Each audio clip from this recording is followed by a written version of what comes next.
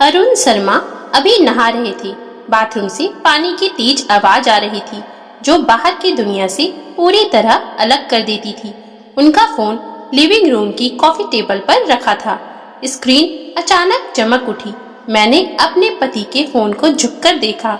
एक नया मैसेज आया था। उनकी सेक्रेटरी लक्ष्मी का मैसेज था। लिखा था, मैं प्रेग्नेंट हूँ। मेरा पेट मरोड़ उठा, जैसे कोई चाकू अंदर घुसा हो। मेरी 12 साल की शादी। 5 साल से मैं बच्चा पैदा करने की कोशिश में लगी रही। कितनी दवाइयाँ खाई, कितनी बार डॉक्टरों के पास गई, कितनी ताने सुने रिश्तेदारों से, सास ससुर से भी। और अब ये चार शब्द जो उनकी सेक्रेटरी की तरफ से आए थे। कमरे में सन्नाटा था, सिर्फ बाथरूम का पानी का शोर। मैंने उस मैसेज को घुरते हुए देखा कुछ सेकंड, फिर मैं हंसी। आवाज नहीं, बस होठों पर मुस्कुराहट। मैंने उनका फोन उठाया, अपनी उंगली से अनलॉक किया। हाँ, मेरी उंगली का निशान। अरुण ने भी कहा था कि उनको कुछ छुपाने की जरूरत नहीं। फोन मैं कभी भी इस्तेमाल कर सकती हूँ। अब सोचकर हंसी आती है। मैंने चैट खोली, तेजी से टाइप किया, उनकी जगह जवाब भेजा। आज रात मेरे घर आ जाओ, मेरी पत्नी घर पर नहीं है। मैसेज सेंड हो गया। फिर मैंने अपना फोन उठाया, फैमिली ग्रुप में सास ससुर को मैसेज भेजा, पापा मम्मी जी जल्दी घर आइए, बहुत बड़ी खुशखबरी है जो बतानी है। सेंड कर दिया। और फिर मैंने अलमारी से वो काली सिल्क वाली साड़ी निकाली, मेकअप किया, लाल लिपस्टिक लगाई। अरुण बाहर आए, मुझे देखकर ठिठक गए। ये क्या कर रही हो? उन्होंने पूछा। मैंने मुस्कुराकर कहा, किसी का इंतजार कर रही हूँ। और तभी डोरबेल बजी। क्या होगा आगे? सास ससुर आ गए हैं, लक्ष्मी रास्ते में है और अरुण अब तक कुछ नहीं जानता। डोरबेल की आवाज ऐसे गूंजी जैसे किसी अदालत में हथौड़ा पड़ा हो। अरुण आश्चर्य से बोले, इतनी रात को कौन होगा? मैंने उसकी बात काट दी, जिन्हें सच जानना चाहिए। मैंने दरवाजा खोला, सामने सास ससुर खड़े थे। सासू माँ के हाथ में मिठाई का डिब्बा था, चेहरे पर उम्मीद की चमक। खुशखबरी? उन्होंने पूछा। मैंने मुस्कुराकर कहा, हाँ, बहुत बड़ी। अरुण कुछ समझ नहीं पाया। बस कभी मुझे देखता, कभी अपने माँ बाप को। तभी नीचे से फिर से डोरबेल की आवाज आई, इस बार लंबी, बेचैन। मैंने अरुण की तरफ देखा। जाओ, इस बार दरवाजा तुम ही खोलो। उसके हाथ कांप रहे थे। दरवाजा खुला। लक्ष्मी सामने खड़ी थी, सूट सलवार, आंखों में डर, हाथ में एक फाइल। अरुण के मुंह से शब्द निकले ही नहीं। सास ससुर की नजरें अब सवाल बन चुके थे। मैंने शांति से कहा, आ जाइए लक्ष्मी जी, आप ही का इंतजार था।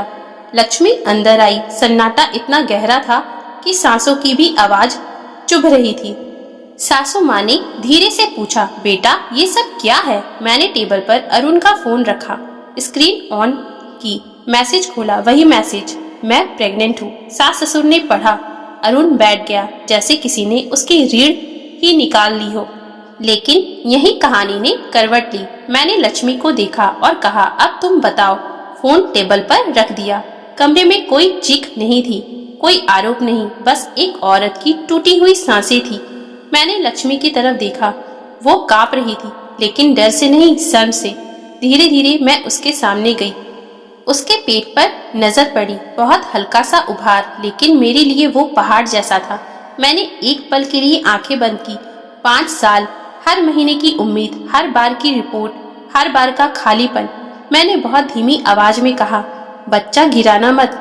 सब चौंक गए। अरुण ने मेरी तरफ देखा। तुम ये क्या कह रही हो?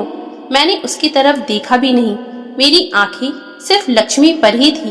मैंने आगे बढ़कर उसका हाथ पकड़ा।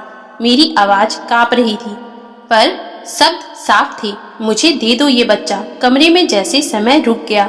लक्ष्मी की आंखें भर आई। मैडम, आप समझ नहीं रही। मैंने उसकी बात काट दी। मैं सब समझती हूँ। मैं ये जानती भी हूँ कि तुम डर रही हो, और ये भी कि समाज क्या कहेगा। फिर मैंने एक गहरी सांस ली। मैं माँ बनने को तरस रही हूँ। सासू माँ की आंखों से आंसू बह निकले। ससुर जी की आवाज टूट गई। बहू, मैंने अरुण की तरफ देखा।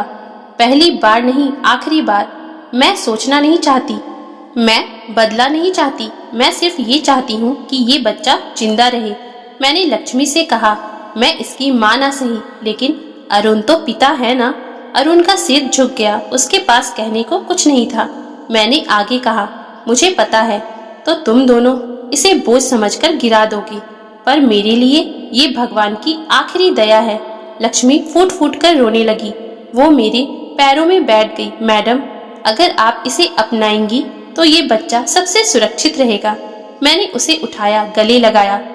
उस पल मैं पत्नी नहीं थी, मैं औरत नहीं थी, मैं बस माँ थी। मैंने सबके सामने कहा, अरुण, तुम मेरे पति रहो या ना रहो, लेकिन ये बच्चा मेरा होगा, इज्जत से, कानून से और सच के साथ। डोरबेल फिर बजी।